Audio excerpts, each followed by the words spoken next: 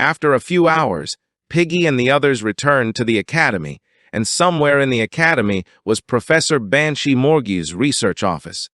Dollars entered the office, placed her hands on top of the table, and with an angry gaze, began staring intently at the professor, asking why he had not published her article. She had written the truth as it was. She couldn't believe that he had published an article criticizing Night Bloodhound instead of hers.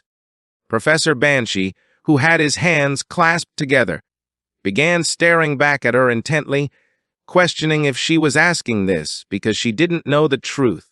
He explained that her article had been quite offensive to certain groups, reminding her that the Academy maintained a politically neutral stance. Even though she was somewhat furious, she remained silent and listened without interrupting. The professor took out an article from a drawer, placed it on top of the table, and slid it toward her with his hand. This article accused Night Bloodhound of committing terrorism and bringing darkness to the Quo Vadis family. With a serene voice, she mentioned again that she had written the facts as they were. The professor closed his eyes, turned his head to the other side, sighed and argued that her father, Cardinal Humbert, had denied all these facts, and furthermore the leading figures of society who were on the list of indulgences had also declared that the information was not true. Dolores' eyes filled with sadness and distrust. She began to gaze at the ground, explaining that all the information was in the Book of Indulgences. The professor raised his head and with a calm expression responded that the origin of the book was not very clear. Her mind filled with questions, questioning why he was on Quo Vadis' side and if he was being pressured by someone external. The professor's gaze filled with surprise. He went on alert upon seeing that she was getting closer to the truth. He stood up, moved the chair aside using his hand, and began staring at her intently, deciding there was no need to lie. He had been told to focus this article on the terrible act of terrorism committed by the Night Bloodhound, revealing that thanks to her, the dean was also quite perplexed. Upon hearing this, Dolores' expression changed drastically. She started touching her arm out of nerves and began looking at him with a surprised look, not fully understanding what he meant. She remained calm, asking if Cardinal Humbert was so powerful that even the dean of the academy could get into trouble.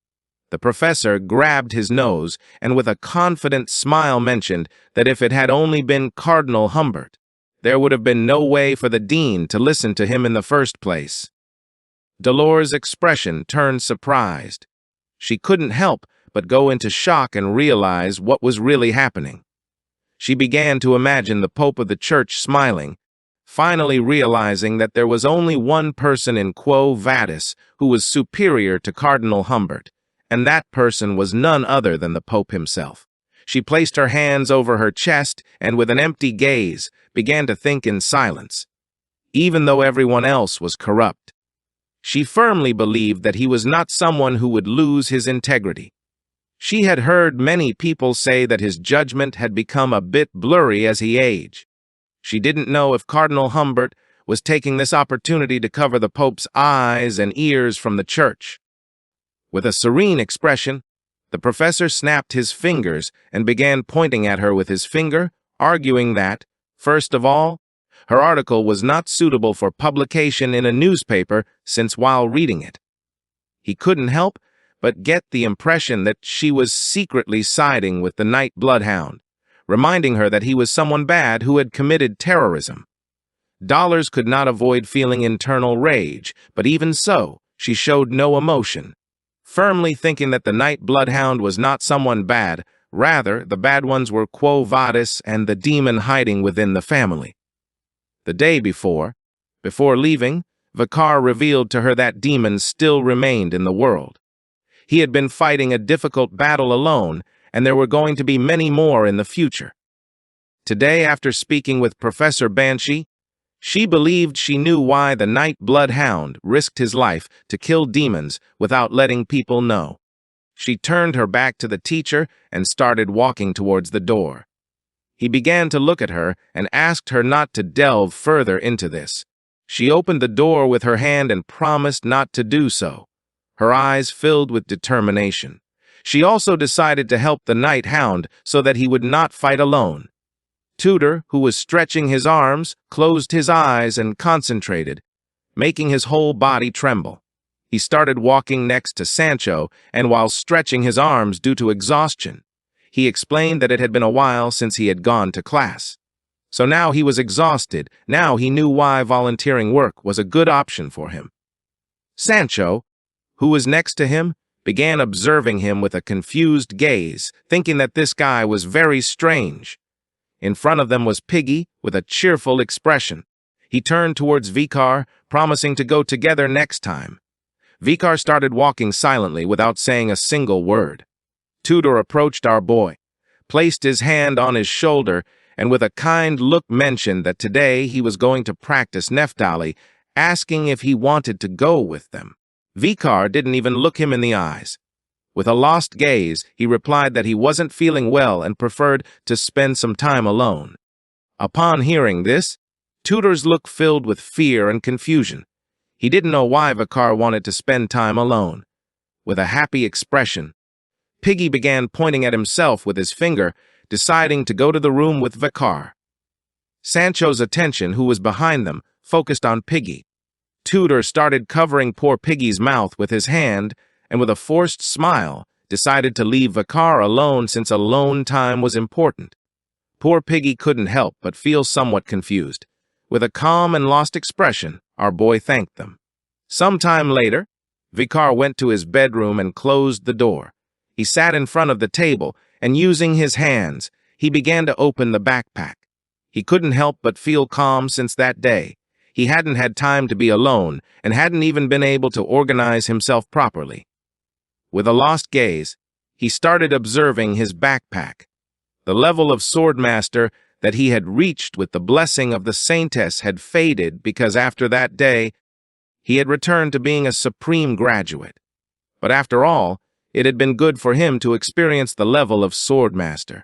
He reached into the backpack and began rummaging around, and the greatest reward from this fight was what he had obtained while battling against the knights. He took out the masks that Dantalion's guards were carrying. These were leather sacks, and when the 4 sacks came together, they formed a large mask and, according to our boy's memory, this relic was something special. Once the masks were joined, it transformed into a mask with the face of a dog.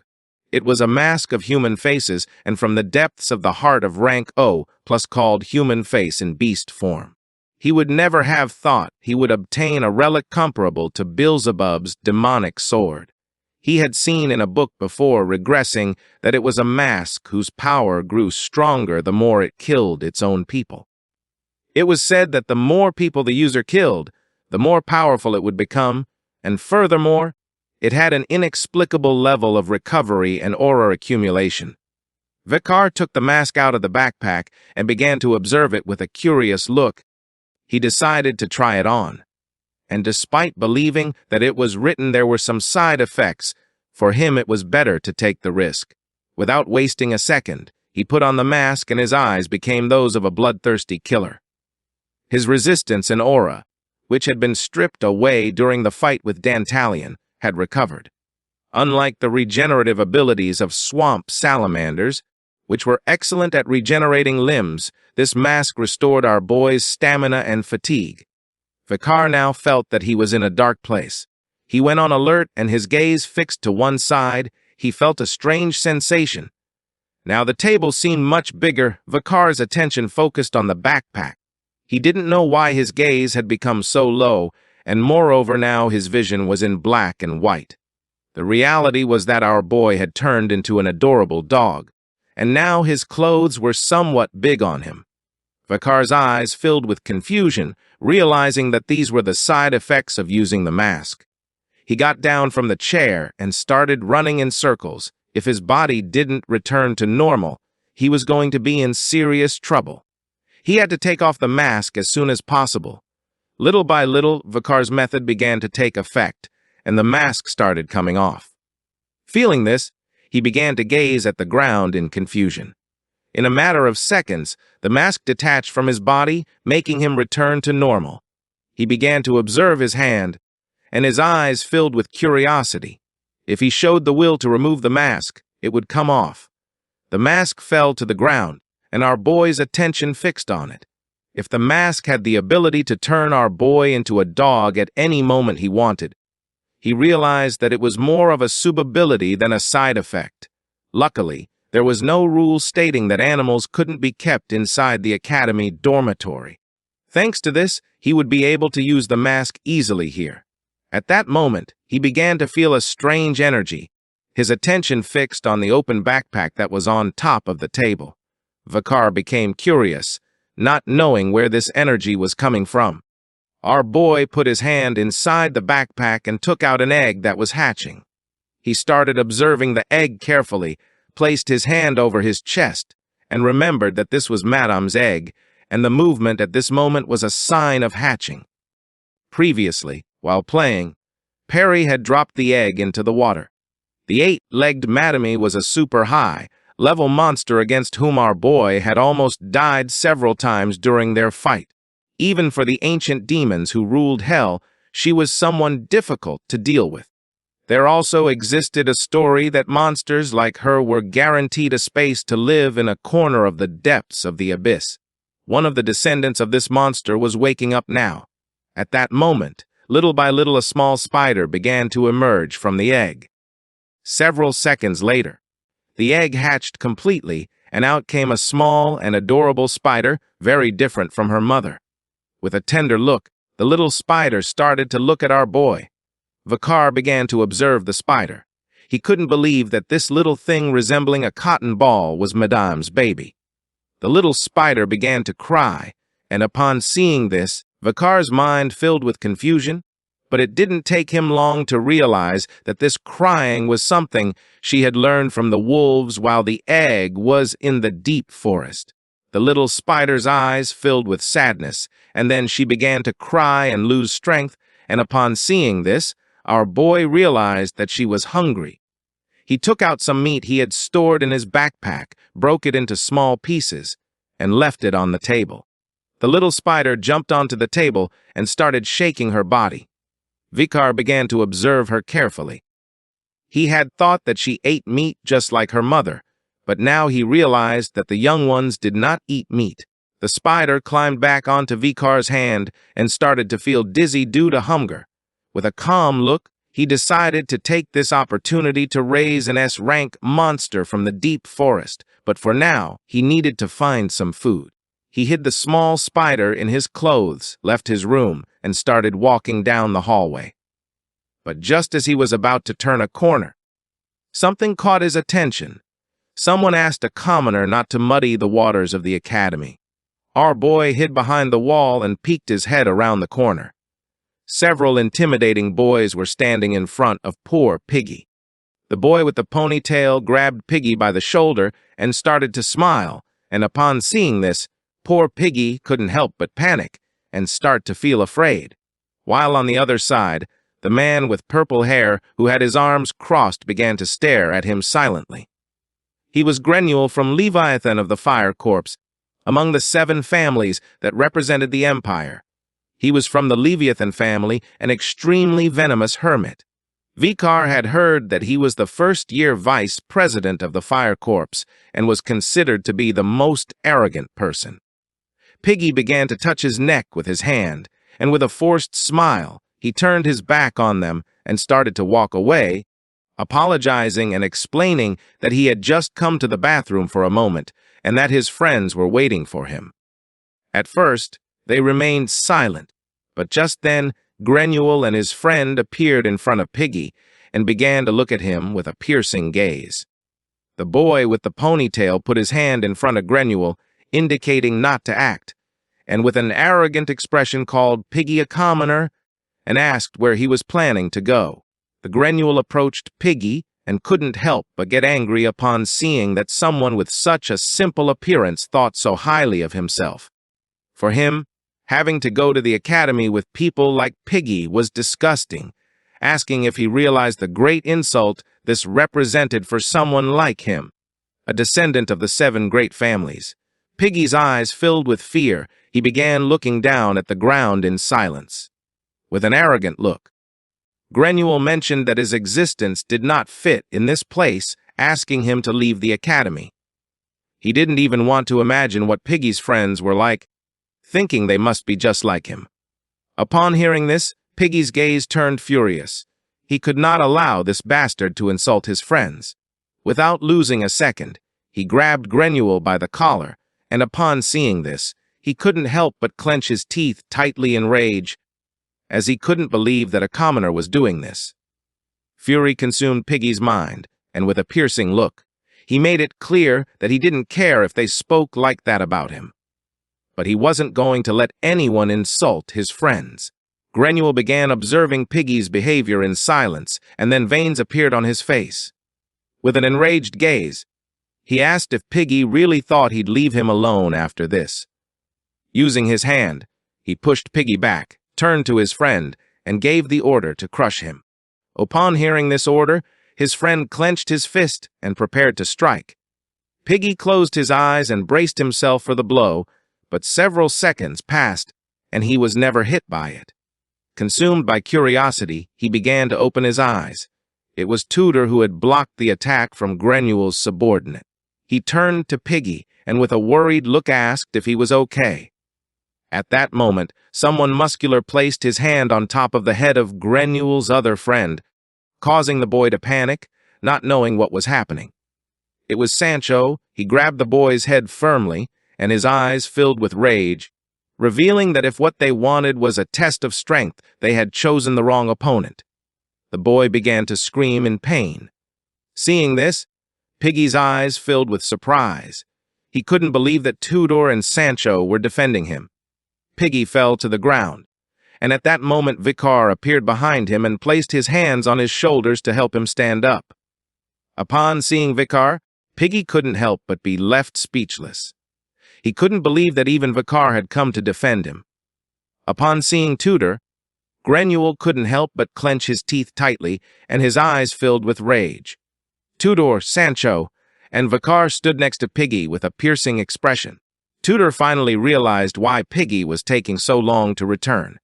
Sancho began staring intently at Grenouille, and Piggy couldn't help but feel somewhat surprised. Tudor's eyes filled with rage. He couldn't believe that Grenouille had dared to touch his friend.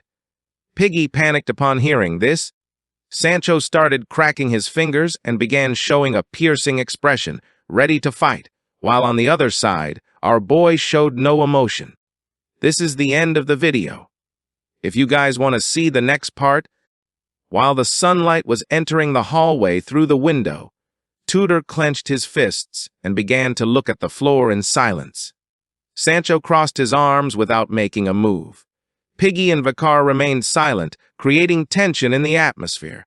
Grenouille started staring at them with an arrogant gaze and with a smile mentioned that they said you could know a person's level by looking at the people they hung out with, and by looking at his plebeian friends he could see Tudor's level. Despite having his mind full of rage, Tudor tried to stay calm, and with a piercing look asked if he had forgotten that he had taught him that there was no distinction between nobles and plebeians in the academy. The Grenouille extended his hand to the side and mocked him by asking what he was doing, frowning, revealing that he was just someone who had been at the scene of the night bloodhound incident, but had not been able to do anything. Sancho's eyes, as he stood with his arms crossed, filled with confusion, not knowing how this guy knew this. Tudor's expression changed from rage to surprise. With a serene look, he responded that he hadn't been able to do anything because he was sleeping at that moment. The eyes of Grenouille's subordinates filled with fury, and they began putting on masks.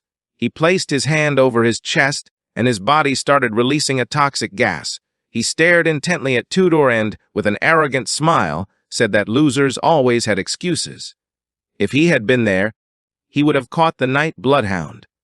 In the blink of an eye, his body began to release a large amount of toxic gas, which started spreading throughout the room. Seeing this, Piggy's eyes filled with fear since he didn't know what was happening. Tudor, who was standing nearby, began observing Granol and couldn't help but go on alert without knowing what this guy was planning to do. He put his arm in front of his mouth and his eyes filled with fear and surprise, asking if Granol intended to show his skills inside the academy. Vakar, who was behind, began to observe the gas, and it didn't take long for him to realize that it was paralyzing poison. At that moment, the small spider emerged from our boy's clothes and her attention fixed on the gas. Upon feeling her touch, Vikar couldn't help but fall into confusion without knowing what was happening. In the blink of an eye, the entire room filled with gas. Granol, whose eyes were full of rage, put his hand in front of his face and with a piercing gaze revealed that he was only playing. He was merely demonstrating the difference in level between them and him. His subordinates, who were wearing masks and standing behind him, began to show a piercing gaze, ready to attack. Granol wanted them to feel the difference in status and despair. Piggy started covering his mouth with both hands. Sancho began pinching his nose with his finger, and his attention fixed on Granol without knowing what this guy was planning to do. Tudor's eyes, who had his arm in front of his face, filled with worry, making him clench his teeth tightly, realizing that this was not good. The little spider, who was hungry, opened her mouth and prepared to eat. At that moment, she began to devour the paralyzing poison that was in the room. Our boy was in shock without knowing what was happening. The little spider was devouring the gas so quickly that Tudor closed his eyes. Vikar started watching her with a surprised expression. He couldn't believe that Madamai's offspring was rapidly inhaling the poisonous mist. To prevent her from being discovered by the others, Vikar grabbed her with his hand, and he soon realized that her staple food was eating poison. Tudor, who thought he was going to die, opened his eyes, and his gaze filled with surprise and confusion upon seeing what was happening. In the blink of an eye, the little spider devoured all the poisonous mist. Now the room looked as if nothing had happened. Tudor, Sancho, and Piggy were somewhat confused, not knowing what had just occurred. Tudor had been scared for no reason, but luckily Granol also had common sense. Granol's subordinates were in shock and couldn't help but feel fear upon seeing that the poisonous mist had disappeared without a trace. Granol's eyes filled with surprise and confusion. He could not avoid going into shock and starting to sweat without knowing what had just happened. Vikar hid the little spider back inside his clothes, and she started burping, causing a bit of venom to come out through our boy's collar. He quickly looked away to avoid drawing attention. Granol's gaze fixed on him. He felt as if all the fog had been absorbed by our boy.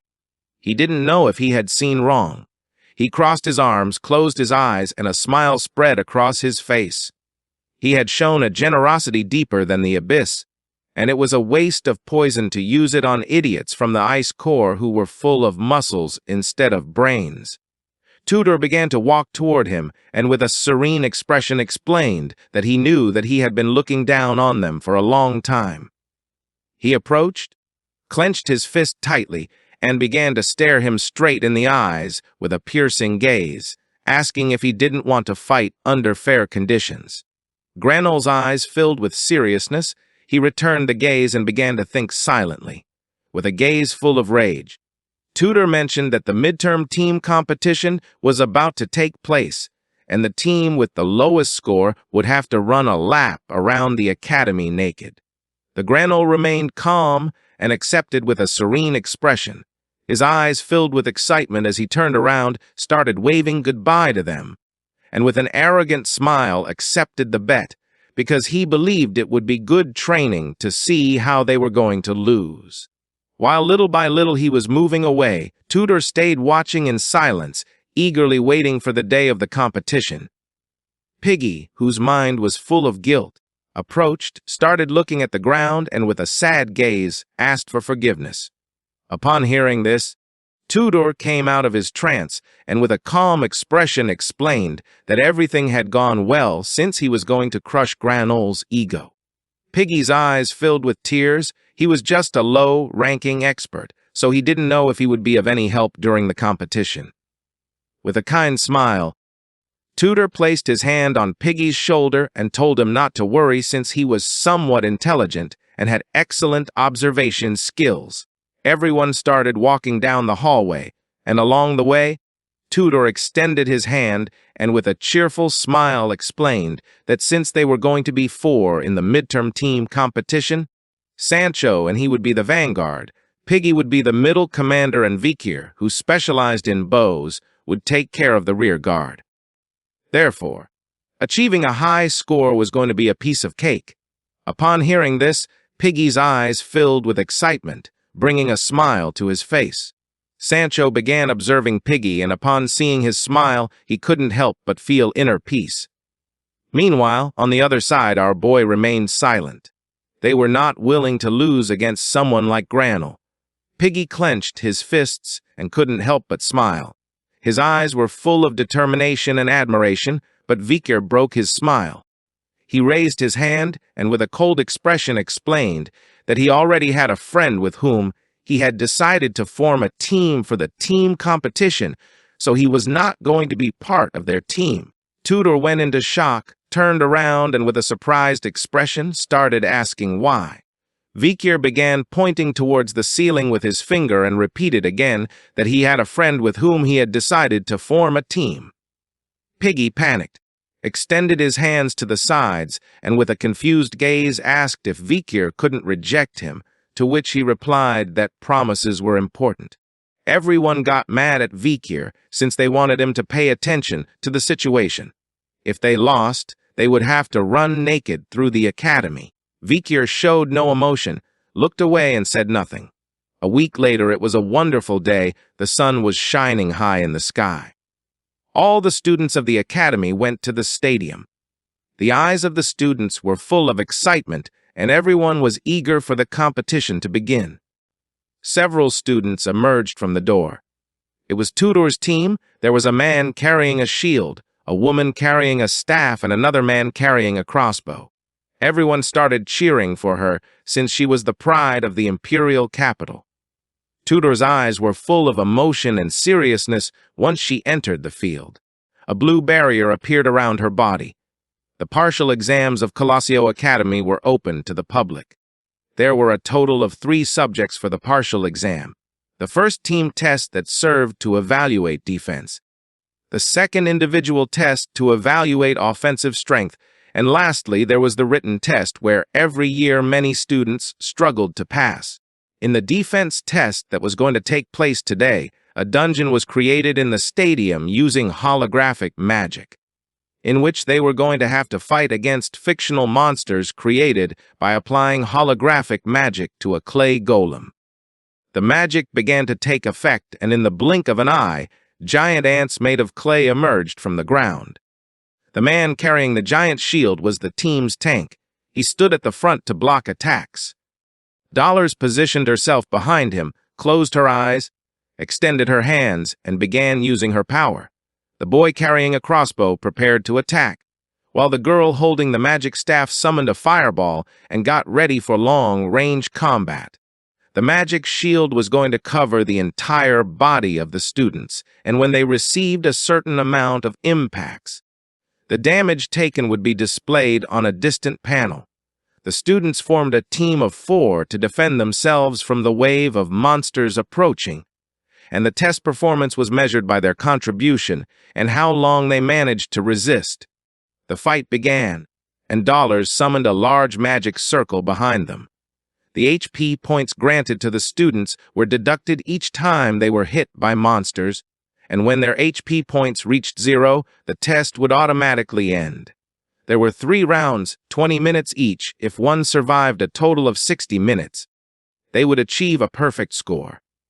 The audience began to cheer her team with excitement, and the best grade of this term had come from the 3rd-year students, more precisely from the team of the school president, Dollars, who had managed to endure for 58 minutes, achieving the best record among the 3rd-year students. Her team members were sitting and exhausted. Dollars was the only one still standing, but had all her clothes full of scratches. With a tired gaze, she began to pant heavily. Somewhere else was Piggy, who was writing something in a notebook with a surprised expression. He realized that the fourth-year students were not taking the test. He was sure that Senior's team would be the best team and would achieve the highest score on the midterm test. Behind him was Sancho, who had his arms crossed and carried an axe on his back. Next to him was Tudor, who carried a spear. Piggy, who was jotting down notes in the notebook, mentioned that generally third-year students reach the third round and second-year students reach the second round, so they, as first years, if they could last 20 minutes, would be at the top. With a smile, Tudor replied that they couldn't be satisfied with that. He began observing the competition with a cheerful expression and explained that if they wanted to crush Granule's ego, they needed to at least make it halfway through the second round. Sancho also started enjoying the competition with a smile. At that moment, someone with their hand on their hip appeared and explained that she was going to be with them, so it wouldn't be a problem anymore. Upon hearing this, their attention turned to her. It was Bianca, who carried a bow as her weapon. She began walking toward them, and, while touching her hair with her hand, asked Tudor to make sure he played his role well so the monsters wouldn't focus on her. With a confident smile, she revealed that she was going to hunt all the monsters. Tudor's eyes filled with insecurity. He didn't know whether to trust her. With a calm expression, he mentioned that teamwork wasn't about being a princess and having 3 servants. He would have to strip if he lost, so he asked her to take it seriously. A smile appeared on her face as she mocked him by saying that she didn't want to see him naked either since her eyes would rot. She then urged him to give his best effort. Sancho kept calm and did not lose his composure. With a serious expression, he explained that they were going to have to fight against the enemy on the battlefield. Tudor and Bianca turned their backs on each other, Piggy's eyes filled with confusion, and it didn't take him long to realize that Tudor and Bianca were secretly on bad terms. His attention fixed on the sky and his mind filled with many questions, not knowing why Vicar had gone to another team. Somewhere else in the stadium was our boy. With a serious look, he mentioned again that he didn't like people noticing him. He carried a bow on his back. Vicar crossed his arms and with a serious expression explained that things had happened and he had received some attention, so it would be bad if he got more than this.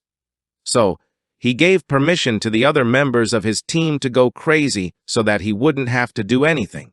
In front of him were 3 boys with blonde hair. They were the triplets, who promised to protect Vicar so that he wouldn't have to do anything. The eyes of Highborough, Middleborough, and Lowborough were full of excitement, and a smile spread across their faces. Their attention was fixed on Vicar, and they couldn't help but blush. It was the first mission their master had given them, so they had to do it well. While Tudor, Sancho, and Piggy were waiting bored to death, someone wearing white boots appeared and caught their attention.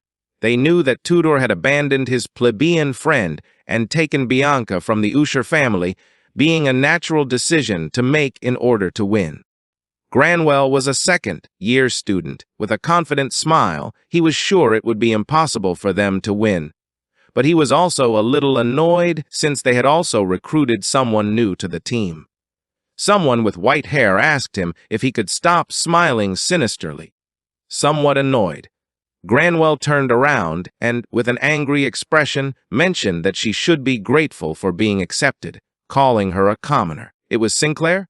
She clenched her fist and with a surprised gaze responded that she didn't feel like it, but as teammates they were going to work hard to improve each other's grades. She put her hand on her chin and couldn't properly say Granwell's name, something that made him angry. She started looking around, not knowing where Vicar was. Granwell's subordinates began to observe her and thought she was someone very strange. His eyes were full of confidence.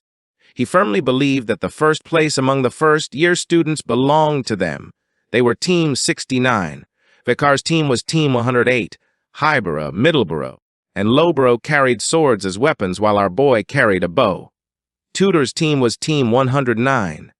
While Bianca was waving at the audience with her hand, Tutor started cracking his fingers and with a confident smile decided it was time to begin. This is the end of the video. If you guys want to see the next part,